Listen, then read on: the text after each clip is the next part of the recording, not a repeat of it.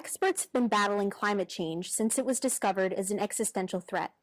In 1962, Rachel Carson, now regarded as the mother of the environmental movement, published a book called Silent Spring, which proposed the negative impact of human activity on the environment.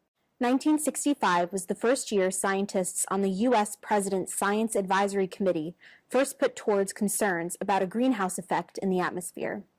Ever since, climate change activists have formed groups, fundraisers, and organizations dedicated to preserving the planet's future.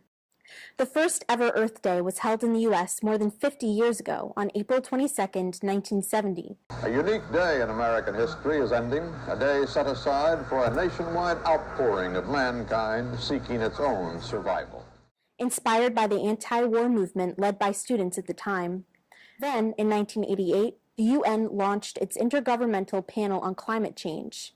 The expert panel was tasked with assessing the developing science on climate change and providing up-to-date information to world governments. Notably, the IPCC's reports were a crucial part of getting countries to agree on the necessary steps to tackle the issue. However, the battle against climate change has not died since its beginning. Extinction Rebellion launched in London in May 2018, and the group brought the issue to light throughout the UK. Today, chapters have since opened in 68 countries around the world. In August 2018, 15-year-old Greta Thunberg presented her case at the United Nations Climate Change Conference and gave her famous speech urging leaders to take climate action seriously. Her work, alongside then child activists Naomi Wadler and Autumn Peltier, sparked a global movement led by students regularly striking on Fridays under the banner Fridays for Future. The most vocal proponents of climate change have been young voices, and ultimately, if climate change goes unresolved, the ones with the most to lose. Hello and welcome to Network News Live. My name is Julia DeRitter. And I'm Rebecca Weiner. Today we're talking about the effects of climate change both locally and globally. The climate crisis is not going to go away. It is important to stay informed and do your part to create change. However, it is not always that simple. There are a number of factors that come into play when talking about the real problems behind climate change. Today, for this segment, we are talking to Longmeadow residents and Bay Path community members about their perspectives on climate change. Why is fighting against climate change important to you? Basically, I grew up at a time where children were outside all the time. We didn't have iPads or iPhones or any technology, laptops or video games. So we were outside all the time, and we were communing with nature, and it just became second nature to me.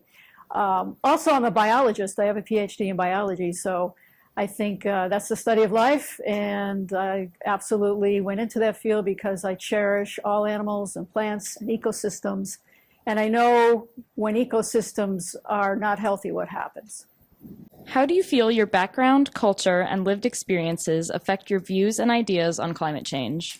Well, basically, growing up, I think parents are very important in terms of what they instill in their children. I grew up with parents that really respected nature and recycled and did all the things that they were supposed to do, conserved electricity, took us to Forest Park, which is right down the road, and we were communing with nature every weekend there, and that was vital, and brought me books to read about ecosystems and animals and plants.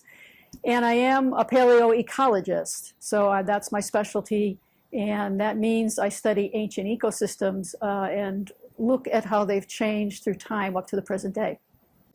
What do you think the long-term effects would be if nothing changed? Well, I'm pretty clear on that, to be quite honest, being a paleoecologist. I would have to say, and this is dismal, but it's most likely going to happen if we don't check this, a mass extinction. There have been 5 mass extinctions in the geological record of the Earth. That means more than 50% of species go down.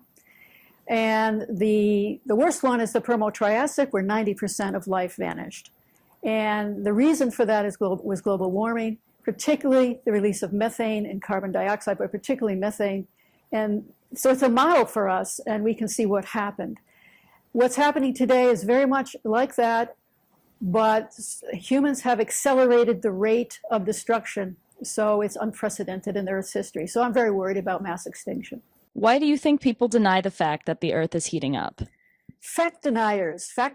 Well, There's a lot of reasons in my mind. First of all, fear. I think this is a very frightening prospect for all of us. And when we're afraid of something, we tend to shut down. Frustration. I know I'm frustrated, and I'm a paleoecologist, and I do research in this area.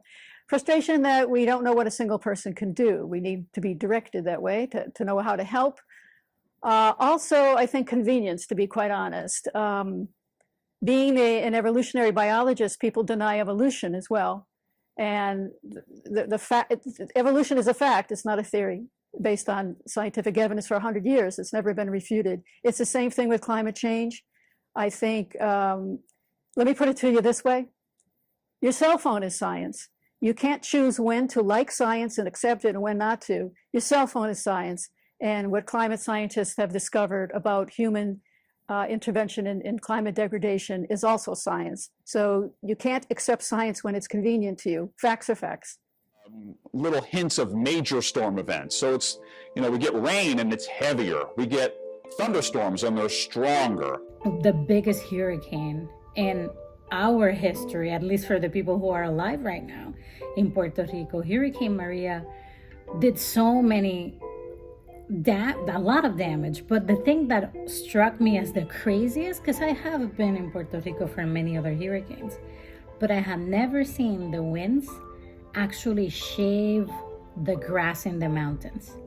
That to me was the craziest thing I've ever seen, because yes, you see trees fall, structures that are not secure, but the grass, like actually see mounds of dirt where this was this beautiful mountain, those are things that I never thought I would see, and it was sad and different, definitely. So if we don't do something, this is not gonna stop. When I consider the challenges of climate change, I think of Al Gore's movie back in the mid-2000s, An Inconvenient Truth. And it's inconvenient to make the major changes that we need to make to defeat climate change, to make those major changes. At least right now it's inconvenient. We need to be doing better in terms of making it easier for people to make those changes. I feel like based on how things go, instead of the big players in the world to be able to make those changes that would lead to cool waters, what's going to happen is that people are going to get used to it rather than actually make changes. And that's my biggest fear. It's not so much the actual climate, it's what people will get used to as normal. The 7 generations principle, which is from the Haudenosaunee people, teaches us to consider everything we do today for the next 7 generations. And that's that principle where we're considering every step that we take, every action we take for the people coming after us. I feel like fighting against climate change is important to me because it impacts our generation and future generations, so we have to be the change. And it's something that we have to take into consideration that if we don't do anything, we're basically blowing up our own planet. Without active change from individuals, from groups, and from the big businesses that rule over, every society, then it's just going to keep being thrust on the backs of each new generation until it can't be taken anymore, and then that's it. We are all connected to the land, to the environment, and to each other. We are inextricably linked to our shared humanity through our steps on this earth. Let's honor our connection to our most precious resource and give thanks for the collective opportunity to protect this community and the world for future generations.